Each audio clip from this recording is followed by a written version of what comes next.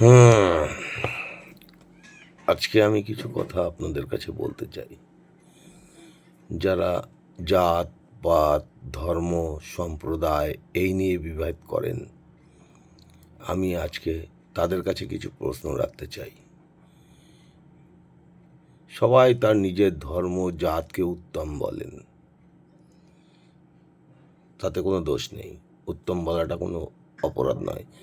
প্রত্যেকে নিজেকে উত্তম ভাবাটাই ভালো। কিন্তু উত্তম ভাবতে গিয়ে ভেদাভেদ করাটা, অর্থাৎ সৃষ্টিকর্তাকে নিয়ে ভেদাভেদ করাটাকে নিয়েই আমার আজকে প্রশ্ন, আমার প্রতিবাদ। তাই আজকে আমি কিছু প্রশ্ন আপনাদের কাছে করতে চাই। এর উত্তর দেখি কোন ব্যাটা আমাকে দিতে পারে। প্রথম প্রশ্ন, ঈশ্বর যদি আলাদা আলাদা হয় তাহলে প্রত্যেকটা মানুষ আলাদা আলাদা হবে। নিশ্চয়ই আপনারা মানেন তো সেটা? ঈশ্বর যদি আলাদা আলাদা হয়, প্রত্যেকটা মানুষ আলাদা আলাদা হবে।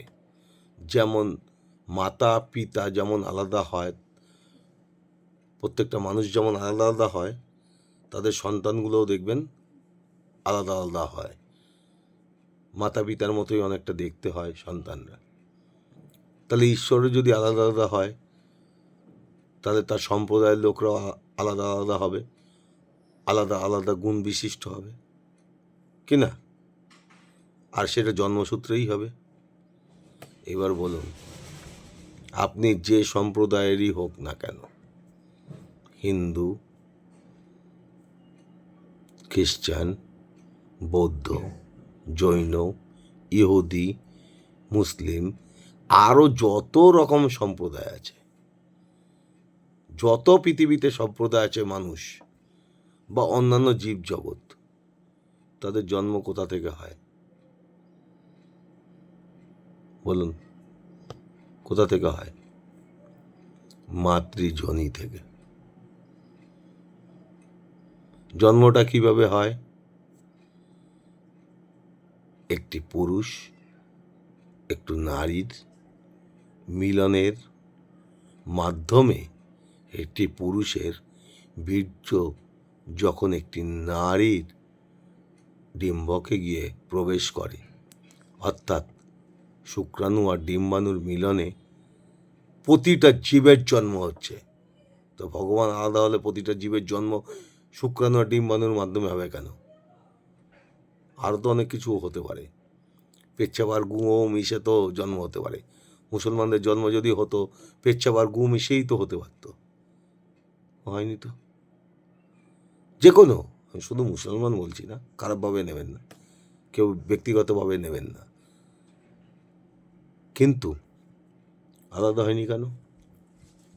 সেই শুক্রাণু আর বীজাণু কেন প্রয়োজন হয়?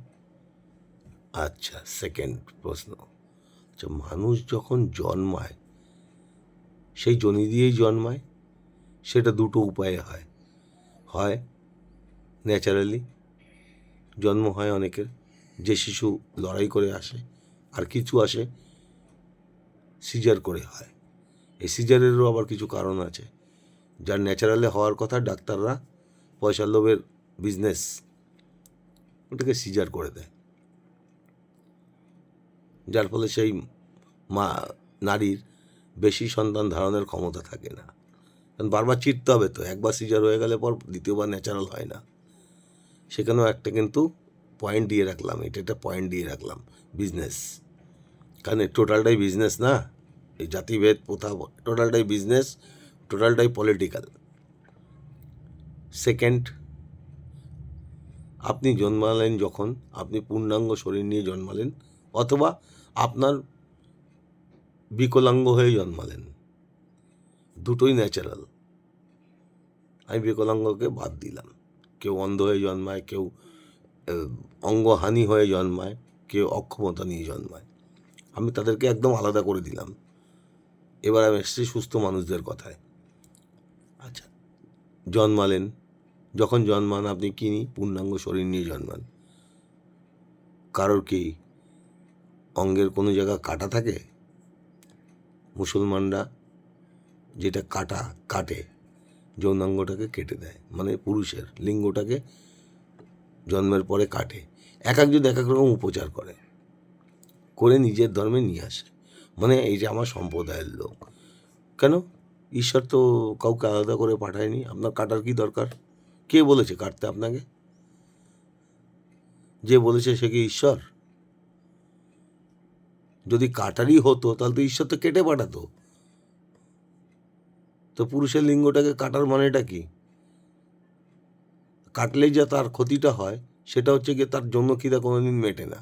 কারণ কোনোদিন কেউ কারোর সাথে যৌন সঙ্গম করে সে তৃপ্তি পায় না। সে তার জন্য বারবার খোঁজে। অর্থাৎ একবার সে সহবাস করার পরে আবার আরেকজনকে খোঁজে, নিজের স্ত্রীকে দিয়ে তৃপ্ত হয় না। কারণ সে জীবনেও তৃপ্ত হবে না, কারণ তার তো তৃপ্তির জিনিসটাকেই তো সে কেটে ফেলেছে, বাদ দিয়ে দিয়েছে তার শরীর থেকে। তো কী করে সে তৃপ্তি হবে?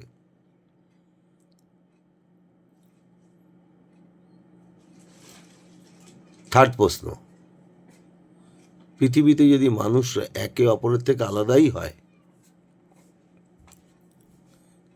তাহলে যুগ যুগ ধরে এত ধরনের মানুষ পৃথিবীতে কেমন আছে? সাদা, কালো, তামাটে বর্ণের লোক, লম্বা, মাঝারি, বেটে, বামন, তাতে সবাই সবার সাথে লড়বে। যে শক্তিশালী সেই অপরকে বলবে এ আমাদের যোগ্য নয়, এ আমাদের মধ্যে নেই। তাহলে ভগবান এই ধরনের এত বৈচিত্র্য সৃষ্টি করেছেন কেন? এত বৈচিত্র্য সৃষ্টি করেছেন, এতগুলো জীব কেন? বাঘ, সিংহ, বাঘও তৈরি করেছেন, সিংহও তৈরি করেছেন, ভালুকও তৈরি করেছেন, হাতিও তৈরি করেছেন, গন্ডারও তৈরি করেছেন। তিনি এত কিছু সৃষ্টি করেছেন সৃষ্টিকর্তা। কই তারা তো তাদের মধ্যে ভেদাভেদ করে না। তো মানুষের মধ্যে এত ভেদাভেদ কিসের জন্য? হ্যাঁ, কিসের জন্য ভেদাভেদ করছেন? তাহলে আসল কারণটা আপনাদের বলি, ভেদাভেদের কারণটা কি? ভেদাভেদের কারণ মুষ্টিমেয় যারা সংখ্যায় অ্যাকচুয়ালি সংখ্যালঘু, শয়তান। অ্যাকচুয়াল সংখ্যালঘু হচ্ছে শয়তান। এই শয়তানরা কী কী রূপে থাকে? এই শয়তানরা গুরু রূপে থাকে। হিন্দুদের গুরু হয়ে আসে, টোটকা গুরু, কিচ্ছু করার ক্ষমতা নেই, কোনো কাজ পারে না, লাস্টে এসে কতগুলো লোককে দিয়ে নিজের স্বার্থ সিদ্ধি করে। তিনি কি কি করেন? তিনি অর্থ রোজগার করেন, তিনি সম্ভোগ করেন, তিনি তার মানে প্রাচুর্য লাইফ লিড করেন। মুসলমানদের থাকেন হুজুর, বাবা, তারা তো একেবারে মানে বিশাল ব্যাপার, তাদের মানে ডায়লগের ডায়লগ। তারা মোহাম্মদের নামে সব কিছু চালিয়ে চলে যাচ্ছেন। মোহাম্মদ কী বলেছে আসল সেটাই নেই, হাদিস ফাদিসে কী লেখা আছে সেগুলো নিয়ে চালিয়ে যাচ্ছেন। অ্যাকচুয়াল উদ্দেশ্য হাদিস, কোরআন, গীতা, আপনি যাই বলুন, যত ধর্মগ্রন্থ আছে সব গ্রন্থ বাদ দিয়ে দিন, কিচ্ছু পড়তে হবে না। আপনি মনুষ্যত্বটা ভাবুন, আপনি কি চান? আপনার দরকার দুবেলা রোজগার, আপনার দরকার রোজগার, যাতে আপনি নিজে খেতে পারেন, আপনার মাথায় ছাদ থাকে, আপনার অঙ্গে বস্ত্র থাকে, গরমের সময় আপনার ঘরে যেন একটা এসি থাকে, একটা ফ্রিজ থাকে, আপনি যে কোনো জায়গায় যেতে চাইলে আপনি যেন স্বাচ্ছন্দ্যে যেতে পারেন। আমি রাত বিরেতে আপনি আপনার ছেলে মেয়ে যাতে ঘরে ফিরতে পারে, তার জন্য আপনার সুরক্ষার দরকার। অর্থাৎ আপনার মেয়ে যেখানেই থাক রাত বিরেতে, সে যেন স্বাচ্ছন্দ্যে ঘরে ফিরে আসতে পারে, তার কাজ সেরে।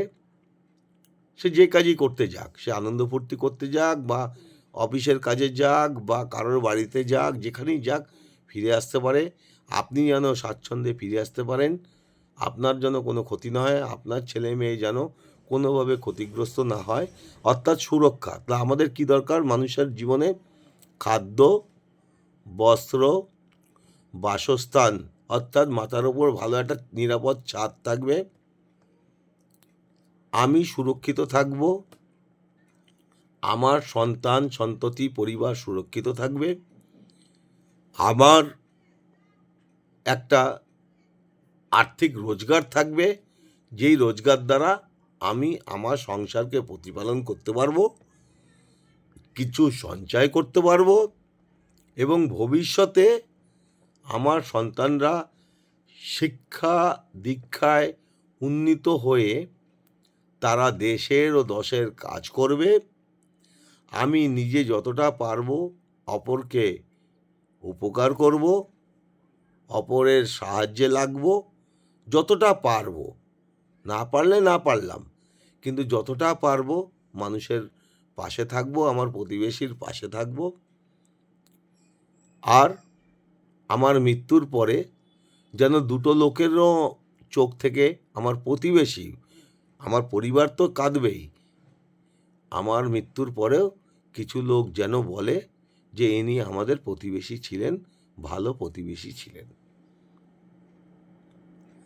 তাহলে এটাই যদি আমাদের সামান্যতম চাহিদা হয়, তাহলে এই পৃথিবীতে এই যে টেরোরিজম, একে কেন প্রশ্রয় দিচ্ছেন? এই যে যারা হিংসার কথা বলে, সে হিন্দু ধর্মের লোক হোক, মুসলিম ধর্মের লোক হোক, খ্রিস্ট ধর্মের লোক হোক, যে কোনো ধর্মের হোক, ধর্ম তো অ্যাকচুয়ালি ধর্ম না, এগুলো সম্প্রদায়। ধর্ম একটাই, সনাতন ধর্ম।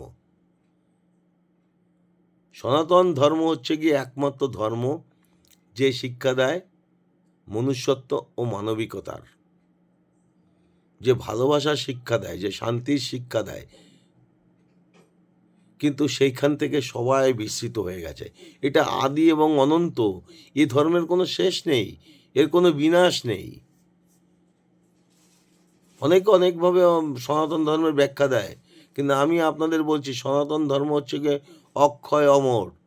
সূর্য, চন্দ্র, আকাশ, পৃথিবী, অর্থাৎ এই ভূতত্ত্ব যতদিন থাকবে, সনাতন ধর্ম ততদিন জীবিত থাকবে সমস্ত জীব জগতের মনে।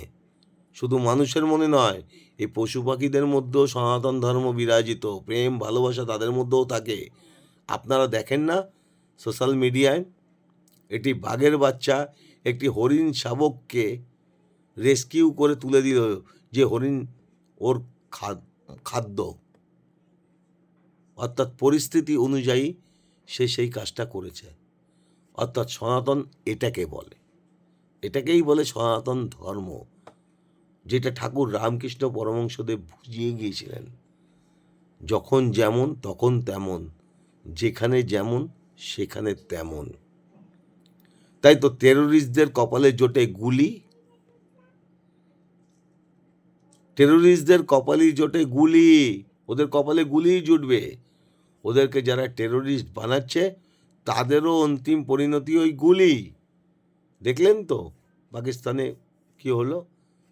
অত বড় টেরোরিস্ট ভারত থেকে বেরিয়ে গেল ছক ছাতুরি করে, কিন্তু সেই কি, তাকে গুলিতেই মরতে হলো, আত্মহত্যাতেই মরতে হলো। টেরোরিজমের মৃত্যু, অর্থাৎ অসুরের মৃত্যু মা দুর্গার হাতে। মা দুর্গা কে? একটা কনসেপ্ট, আমি বলছি কনসেপ্ট, শক্তি, মহাশক্তি, অর্থাৎ মহাশক্তি, যা সত্য, যা অনন্ত, তার হাতে সবসময় অসত্যের মৃত্যুই হয়। অসুর হচ্ছে গিয়ে অসত্য। তাই বলছি, ধর্মীয় জাতিভেদ ভেদাভেদ শেষ করুন, সময় এসে গেছে। এটা 2025 সাল, মানুষরা পড়াশোনা করুন, শিক্ষিত হন। পৃথিবী অশান্ত হয়ে উঠেছে, বিভিন্ন দেশ, আর একে অশান্ত করছে এই অসুররা, যারা ওই হুজুর সেজে, বড় বড় গুরু সেজে বসে আছেন।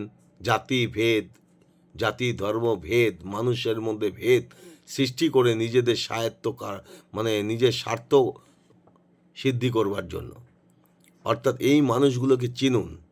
আপনি যদি মুসলিম হন, আপনার এলাকায় যদি কোনো হুজুর এসে বলে হিন্দু কাফের, ওই হুজুরকে ধরে পেটান, ওকে ধরে মারুন, ওকে ওইখানেই পিটিয়ে মেরে ফেলে দিন। দেখবেন আর দ্বিতীয় হুজুর খাড়া হবে না আপনাদের বোঝাতে আসতে। এই পৃথিবীটা হচ্ছে গিয়ে মানুষের জায়গা। একটি মানুষ যেখানে জন্মেছে সেখানে বড় হয়েছে, সেখানেই সে মরবে। তাহলে তাকে ওখান থেকে তাড়াবেন কেন? সে আপনার যদি কোনো ক্ষতি না করে, বলুন তো, আপনার কোনো অধিকার আছে? আমার কোনো অধিকার আছে? একটি মানুষ আমার পাশে প্রতিবেশী, সে আমার সম্প্রদায়ের লোক নয়, কিন্তু সে জন্মেছে ওখানে, তার বাবা জন্মেছে ওখানে, তার ঠাকুরদা জন্মেছে ওখানে, তার মানে পূর্বপুরুষ সব ওখানকার। সে যেহেতু আমার সম্প্রদায়ের মানুষ নয়, তার জন্য আমি তাকে মেরে ফেলে দেবো বা তাকে তাড়িয়ে দেবো সেখান থেকে? তার পূজার্চনায় আমি বাধা দেব?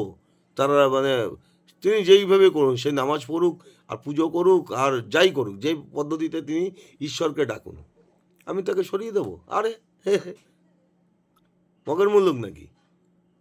একটা সময় ছিল, এটা বিজ্ঞানের যুগ,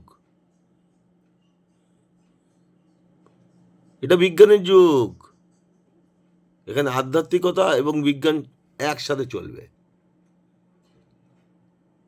আধ্যাত্মিকতা বিনা বিজ্ঞান চলে না। আধ্যাত্মিকতা যত দূর অবধি যেতে পারে, বিজ্ঞান তত দূর অবধি যেতে পারে না। কারণ বিজ্ঞানের অনেক কিছু অজানা এখনো। ভূত প্রেত অনেকেই বিশ্বাস করে না, আত্মাকে বিশ্বাস করেন না, অনেকে পুনর্জন্মকে বিশ্বাস করে না, অনেকেই করে না। কিন্তু এগুলো তার মনে কি নেই? ঈশ্বরকে সবাই দেখতে পায় না, তার মানে কি ঈশ্বর নেই? আমরা তো বায়ুকে দেখতে পাই না, তার মানে কি বায়ু নেই? তবে আমরা অনেক কিছুই দেখতে পাই না, আমরা এখনো উপলব্ধি করতে পারি। উপলব্ধিটা হচ্ছে আধ্যাত্মিকতা। উপলব্ধি হচ্ছে আধ্যাত্মিকতা, কল্পনা হচ্ছে আধ্যাত্মিকতা। ধ্যানের মাধ্যমে কিছু দেখা, সেটা হচ্ছে আধ্যাত্মিকতা। ধ্যানের মাধ্যমেই আবিষ্কার হয়েছিল যে সূর্য, ওম শব্দটি। তাহলে এখন নাসা আবিষ্কার করে দিয়েছে সূর্য থেকে ওম ধ্বনিটাই নির্গত হয় সর্বদা। সূর্য আমাদের সমস্ত পাওয়ারের মুখ্য উৎস। তা সূর্যদেবকে পুজো পৌরাণিক আমল থেকেই হয়। নাসার জন্ম হয়নি তখন, এখন নাসা বলছে, ইসরো বলছে, সমস্ত বিজ্ঞান বলছে সমস্ত শক্তির উৎস সূর্য। তা যারা সূর্যকে পুজো করেন না, আর সূর্যের আলোকিতে সমস্ত গ্রহ উপগ্রহ আলোকিত, যেমন চাঁদ যারা সূর্যকে পুজো করেন না, যারা সূর্যকে অবজ্ঞা করেন, তার মানে কি তারা ঠিক করেন? তারাই সত্য? না, তারা মিথ্যার অন্ধকারে আছেন। তারা সূর্য না থাকলে চন্দ্রের আলো উঠবে না, চন্দ্রকে আর দেখা যাবে না, পৃথিবী আলোকিত হবে না, মানুষ বাঁচবে না, কোনো জীব বাঁচবে না। আজকে যারা মন্দির ভাঙছেন, মসজিদ ভাঙছেন বা গির্জা ভাঙছেন, যাই করছেন, হ্যাঁ, সূর্যকে নিভিয়ে দেখান তো, চন্দ্রকে নিভিয়ে দেখান তো, বায়ু রোধ করে দিন তো, বায়ু প্রবাহ, আগুনকে প্রতিহত করে দেখান তো। এই ভূমিকে, এই যে পঞ্চতত্ত্ব, তার মধ্যে কী পড়ে? অগ্নি, বায়ু, আকাশ, এই পৃথিবী, আর কি পড়ে বলুন? আপনারাই বলুন।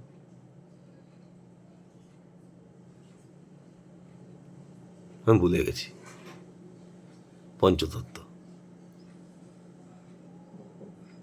অগ্নি, বায়ু, আকাশ, পৃথিবী, আর আমি নিজে। এটাই আমার পঞ্চতত্ত্ব। আমার থিওরিতে এটাই, আমি নিজে। অতএব বলছি, এসব ভেদাভেদ ছাড়ুন। এগুলো রাজনৈতিক যারা নেতা আছে, ভোট ব্যাংকের জন্য আপনাদের মধ্যে ভেদাভেদ করবে। কেউ স্বপ্ন দেখাবে এই পৃথিবীটা, এই দেশটা আমার, এই দেশটাতে আমাদের সম্প্রদায়ের লোক থাকবে আর কেউ থাকবে না। এমন হয় না গুরু, এমন হয় না। আপনার দলের মধ্যেই আপনি যাদেরকে ভাবছেন, যাদের নিয়ে আপনি সংখ্যাগুরু, তাদের মধ্যে অনেক বিচক্ষণ মানুষ থাকেন, যাদের বিবেক, বুদ্ধি, জ্ঞান আছে। তারা আপনার পথের কাঁটা হয়ে দাঁড়াবে। আজকে পৃথিবীতে দেখুন তো, কোন সম্প্রদায়ের মানুষ যেখানে তারাই শুধু আছে কিন্তু শান্তি আছে নেই, সেখানেও সেই ভোগের পিছনে ছুটছে।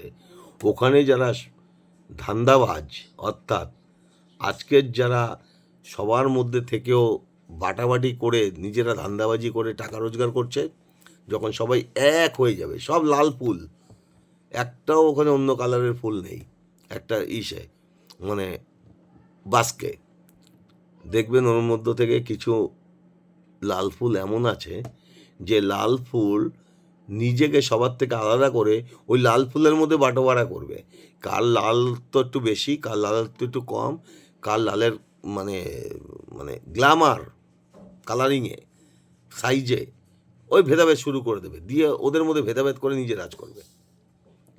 সেম মানুষের মধ্যেও তাই হচ্ছে। বুঝুন, এটা বুঝুন আপনারা। ধর্ম একটাই, সনাতন, তার আশ্রয়ে সবাই চলে আসুন। বলুন আমি সনাতনী, আমি যে সম্প্রদায়ের হোক না কেন, আমি সনাতনী। আমি মুখ দিয়ে খাই, নাক দিয়ে শ্বাস নিই, মুখ দিয়ে শ্বাস নিই, কান দিয়ে শুনি, চোখ দিয়ে দেখি, দুই হাত দিয়ে কাজ করি, ডান হাত দিয়ে খাই, বা লেফটি হলে বা হাত দিয়ে খাই, ডান হাত দিয়ে শৌচ করি, বা হাত দিয়ে লেফটি হলে পরে ডান হাত দিয়ে শৌচ করি, আর রাইটি হলে বা হাত দিয়ে শৌচ করি। আমি দু পায়ে ভর দিয়ে চলি, আমি জামা কাপড় পরি, আমি পড়াশোনা করি, আমি গান গাই, আমি নাচি, আমি আবেগে গান গাই, নাচি, আমি দুঃখে কাঁদি, আনন্দেও কাঁদি, আবার আমি সবার সাথে মিলেমিশে চলি। আমি মানুষ, আমার অন্যের দুঃখ দেখলে কষ্ট হয়, আমার অন্যের আনন্দ দেখলে আনন্দ হয়, অন্যের উন্নতি দেখলে আমারও উন্নতি করতে ইচ্ছা করে, এবং তার কাছে জানতে ইচ্ছা করে তুমি কি করে উন্নতি করলে, যাতে আমিও করতে পারি। অর্থাৎ তার সাথে আমার বন্ধুত্বপূর্ণ, সহৃদয়পূর্ণ আমার ব্যবহার করতে ইচ্ছা করে। আমি মানুষ, আমি জানোয়ার থেকেও যে অধম নই, কারণ জানোয়াররাও এমন করে না, তাদেরও একটা লাইফস্টাইল আছে, তাই না? আজকে ভিডিওটা এই জন্য করলাম, এত হানাহানি কানাকানি, সালা এখনই হার্ট অ্যাটাক হবে, টাস ফুস।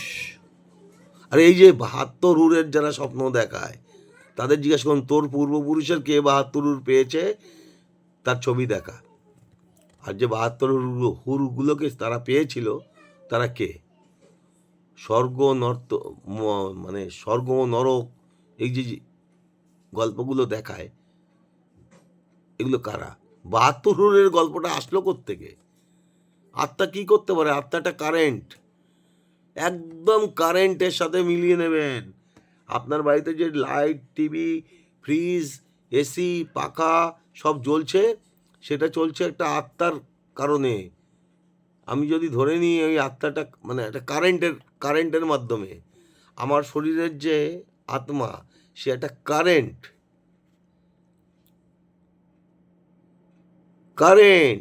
ওর কোনো ছাওয়া পাওয়া কিচ্ছু নেই, ওর খিদা নেই, তৃষ্ণা নেই, রূপ নেই, গুণ নেই, কিচ্ছু নেই, ও শুধু current, power, this is the power. ও বারবার ট্রান্সফার হয়, মানে যে শরীরে ঢুকবে সেখানে গিয়ে ও পাওয়ার সাপ্লাই দেবে, আর কোনো কাজ ওর নেই। এই যত চাওয়া পাওয়া সব আমাদের মনের, যত বিকার আমাদের মনের, যত খিদা আমাদের মনের, আর এই শরীরের, ও শুধু পাওয়ার সাপ্লাই স্পার্ক করে যাচ্ছে, পাওয়ার সাপ্লাই দিয়ে যাচ্ছে। লোডশেডিং হলে সব অন্ধকার হয়ে যায়, বা কোনো একটা যেখানে পাওয়ার যাচ্ছে সেই বস্তুটা যদি অকেজো হয়ে যায়, তার যদি পার্টসগুলো খারাপ হয়ে যায়, তাহলে পাওয়ার গিয়েও সেখান থেকে রিফিউজ মানে ফেরত চলে আসে, ও আর সেখানে জ্বলে না। যেমন ধরুন একটা লাইট, যদি বাল্ব কেটে যায়, বাল্ব কি জ্বলে? জ্বলে না তো। জ্বলে কি? জ্বলে না। আপনি যতই সুইচ দিন, পাওয়ার যাচ্ছে কিন্তু জ্বলবে না, তখন পাওয়ার কি করে? ব্যাক করে চলে আসে। সেরকম আমাদের শরীরটা, আমাদের যখন অঙ্গ প্রত্যঙ্গগুলো খারাপ হয়ে যায়, পাওয়ার তখন এখান থেকে আমাদের শরীরকে ছেড়ে চলে যায়। আর এই পাওয়ারের যে সুপ্রিম পাওয়ার, সে হচ্ছে কি ভগবান, যেখান থেকে এই পাওয়ারের সৃষ্টি। যেমন যেখানে পাওয়ার তৈরি হয় আমাদের ওখানে দেখবেন, বৈদ্যুতিক যে পাওয়ারগুলো তৈরি হয় সেটা যে মেইন সেন্টার ও হচ্ছে কি ভগবান, ধরে নিন মেইন পাওয়ারটা হচ্ছে ভগবান, ওখান থেকে কাট অফ হতে হতে আসে পাওয়ারগুলো। তা কীভাবে আসে? এবার আসি দেবদেবীতে, পাওয়ার থেকে দেবদেবীতে আসি। এই যে হিন্দুরা দেবদেবীর পুজো করে, উপার্চনা করে, এবং অন্যান্য অনেক প্রভিন্সের মানুষরা বিভিন্নভাবে দেবদেবীর পুজো করে, তারা রূপে পুজো করে। সেটা কি? ঠিক পাওয়ারের মতো। ধরুন মেইন পাওয়ারটা হচ্ছে গিয়ে ভগবান, তার থেকে সাব পাওয়ারগুলো, সাব স্টেশনগুলো আসছে। এবার এসে ধরুন আপনি পুজো করছেন লক্ষ্মী দেবীর, লক্ষ্মী দেবীকে ধরে নিন আপনার ঘরের লাইটের সুইচ। লক্ষ্মী দেবীর কাজ কি? আপনাকে ধন সম্পত্তি দেওয়া। তো লাইটের কাজ কি? আপনাকে আলো দেওয়া, তাই তো? তা লক্ষ্মী দেবী ধন সম্পত্তি দেন, তাই লক্ষ্মী দেবীকে আরাধনা করতে হবে। আপনি ধন সম্পত্তি চাইলে আপনাকে লক্ষ্মী দেবীর আরাধনা করতে হবে। আপনার যদি আলো চাই তো লাইটের সুইচকে অন করতে হবে। এবার সরস্বতী দেবী, উনি হচ্ছে জ্ঞানের দেবী, উনি জ্ঞান প্রদান করেন। ধরে নিন আপনার ঘরের পাখাটি হচ্ছে গিয়ে সরস্বতী দেবী, তাহলে যদি আপনাকে হাওয়া খেতে হয়, শরীরে হাওয়া খেতে হয়, তাহলে আপনাকে পাখার সুইচটা দিতে হবে। আমি এটা মানে জ্ঞান আর হাওয়ার মধ্যে আমি সেটা বলছি না। বায়ু, ধরে নিন বায়ু দেবতা, বায়ু দেবতা হচ্ছেন গিয়ে পাখা। তো আপনাকে বায়ু দেবতার যদি আরাধনা করতে হয়, বায়ু দেবতাকে পেতে হয়, তা বায়ু দেবতার পুজো করতে হবে। তেমনই আপনাকে যদি হাওয়া খেতে হয়, তাহলে আপনাকে পাখার সুইচটা দিতে হবে। সেরকম এসির সুইচ আছে, ফ্রিজের সুইচ আছে। আপনি মনে করেন এগুলো সব দেবতা।